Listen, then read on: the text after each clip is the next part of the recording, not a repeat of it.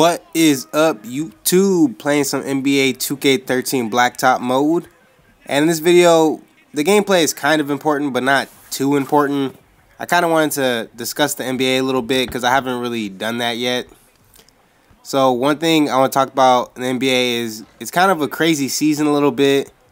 Like most of the teams are where you expect them to be, but not all the teams. Right there, I get the first bucket of the game. So teams like the Clippers, and even with the Clippers having the #1 record in the NBA, because I don't think anyone expected them to be this good or playing as good as they are right now. And even with the fact that they have Grant Hill, who's still on the team, who's injured, and they have Chauncey Billups on the team, who's injured right now. So once those guys come back, I'm pretty sure they possibly could be even better. So I was just curious if you guys think if it's just, luck or, it's going to run out. Because I'm not sure if they'll have the best record in the NBA by the end of the season. But the way they're playing, it seems like they have that chance. And also I want to ask you guys, what are you guys' favorite teams in the NBA? Because I live in California, but I don't really have a favorite team at the moment. I just like to watch NBA and things like that. And the Clippers are doing extremely well. The Thunder is doing well, of course, even with the trade of James Harden. The Heat are doing pretty good. And the Knicks are playing way better than I thought they would. Once the first trade happened with Carmelo coming to the Knicks, I thought they'd be a really good team.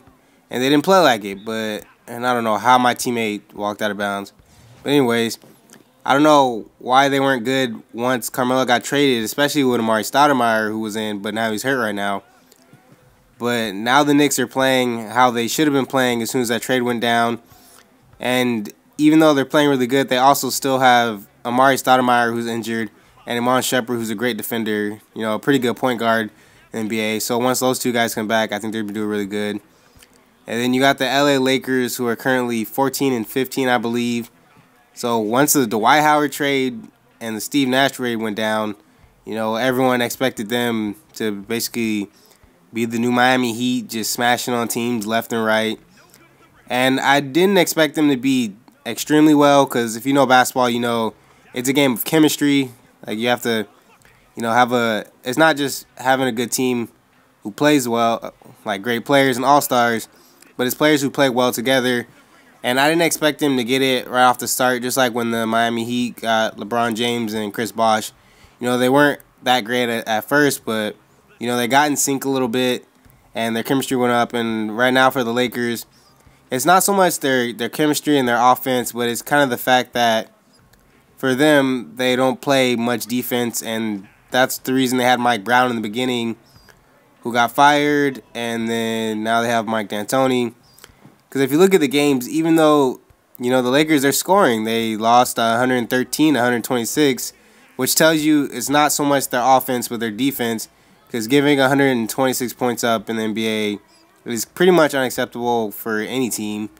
Even the bad teams don't give up that many points on a daily basis. So that's the whole thing with the Lakers. The Miami Heat, I think this year, are an extremely better team with the acquisition of Ray Allen and Rashard Lewis, and Mike Miller still playing.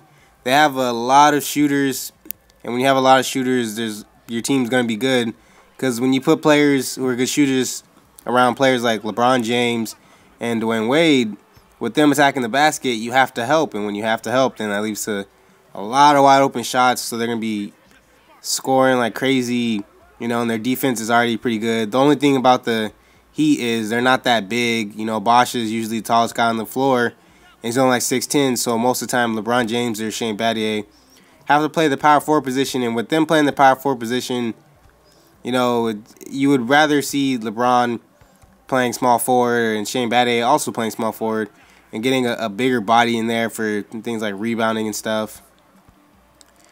Now, I think in the NBA also, a lot of players are doing good. So a lot of surprises, like especially Damian Lillard, who I think this year will be Rookie of the Year. For a 6th pick, he's playing way better than anyone expected him to, because I didn't really know about him because I'm not too into college basketball, but I didn't expect him to be doing as good as he's doing. And what else going on in the NBA? The Thunder, of course, like I said, playing really great, but I think they're always going to play great because, oh, look at me just dropping him. You're going to pull up right in his face. That was nasty. I wish I could have replayed that. Like I said, the Thunder are going to be good because with Kevin Martin on the team, he's not as versatile, in my opinion, as James Harden, like with passing and stuff. But he's a knockdown shooter. He's a consistent shooter. He can shoot free throws good. So he's going to do all that for you on a daily basis. And then plus you got Kevin Durant, who, in my opinion, is the best scorer in the NBA. You know, so it could be arguably Carmelo Anthony. But with Kevin Durant, I think he's all-around better shooter. And he's not so much a post-up guy. Like, can't really take you down low. But it seems like with the Thunder, Westbrook takes a little too many shots because Westbrook's a good player. And you do want him taking shots because he is your two superstars. But it seems like, in my opinion, Westbrook should never have more shots than Durant. So when Durant has most of the point, ooh, that guy got dunked on. When Durant has more shots than Westbrook, I feel the Thunder, that's when they do their best. You know, down the stretch in the fourth quarter, once they realize they got to get the ball to Durant, and that's what they do, you know, they become pretty successful. Like their team, you know, they're good like that. Because, of course, in the fourth quarter, Durant's going to give you what you need day in and day out. But one thing about the Clippers I think might be a little bit bad for them is so far the Clippers, you know, most of the games they're playing aren't really close games. You know, just they blew out Boston by like 30 or something like that.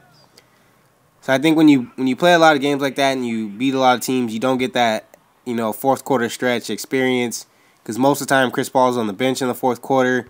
With him on the bench, you know, you kind of get used to winning by a lot. So once it comes down to the wire, you're not so much used to it. And the whole thing about the Knicks, once Amari comes back, I think that'll probably help them out. Be a little bigger because I don't think their team's really good right now, but I think with Carmelo Anthony at power forward, I don't think that works too well because he is a big body and he's 6'8", so he's almost tall enough to play a position. But I think with Amari it'd be a little easier, especially because it seems like with Raymond Felton and Jason Kidd and J.R. Smith at the same time, you know, they're good shooters, they're good scorers, but they're a little short. And also with the Brooklyn Nets, Avery Johnson getting fired, which is a surprise to me because I didn't think he's going to get fired. So it's already Avery Johnson and then Mike Brown getting fired. And it seems like Mike Brown got fired for basically nothing because him being fired and then the Lakers still not doing as good as expected. You know, I don't know if it was so much the coach. But it is so far for the Lakers, in my opinion. I think it's their defense. So also I wanted to give you guys a prediction because I personally think it's going to be I think it's going to be the Thunder and the Heat again, in my opinion, in the championship game. And if that does occur again, I think the Thunder will take it, but I'm not sure.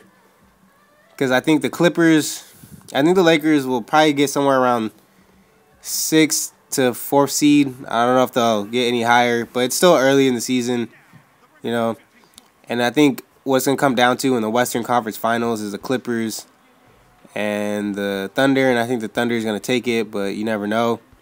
And in the East, I'm guessing it's going to be the Heat and the Knicks in the Eastern Conference Final, but I would predict that the Heat is going to take it. You know, I think they're going to be a better playoff team. And right there. So right now in this game, we're up by 2, I believe. Excuse me. We're up by 2. And I think 2 or 3 people quit as soon as like the game started. So it was kind of weird. Because right now I'm playing by myself because no one was really online to play with me. But it's all good. And I don't know if you guys can hear. I'm still not really like sick, but still not feeling like too good. You know, I'm feeling all right. And look at me throwing it off the backboard to myself. That was just nasty. They need to add a replay into blacktop mode. Like I'm saying, I'm playing by myself, and I'm feeling a little better. I don't know if you guys can tell in my voice. So right now we're up by 3. The guy I'm guarding, he still stayed online, so because I don't want to play against the bots, a little too easy. So right there, I'm dishing it off, and he misses. So right now I'm trying to get a steal, but I should have been playing better defense. So we're still up by 3. And this guy's just dancing around. So playing defense. He goes by me, but He does make the shot. So it's 16-14. So the other guy in the black on my team, he wasn't really passing the ball, but it's all good. And right there, he gets a nice pass for a nice layup, so we're up by 3. So once the game gets close, I usually just try to put it away. You know, I look for the 3 more because I'm not really trying to play that long. And right there, he made it. So we're only up by 2. So we need to score and get a stop. So he tries to pass it. He almost turns it over. And that guy forced up a bad shot. He was just, every time he touched it, he shot it basically. And like I said, to win, you have to play like a team. And right there, he missed, so he gets the rebound. He passes to me, I'm wide open. So you know it's going in, because I got the KD 5s on, and it adds 5 to the 3-pointer plus the 2 sleeves. So my 3-pointer at this point, I believe, is 89. So we're up by 4. We need 1 stop and get the ball back. So he drives and he misses. I get the rebound, so you know I'm just going to pull it out and put this game away. And that's water. Thanks for watching. Please rate, comment, subscribe. Catch you guys next time. Peace out.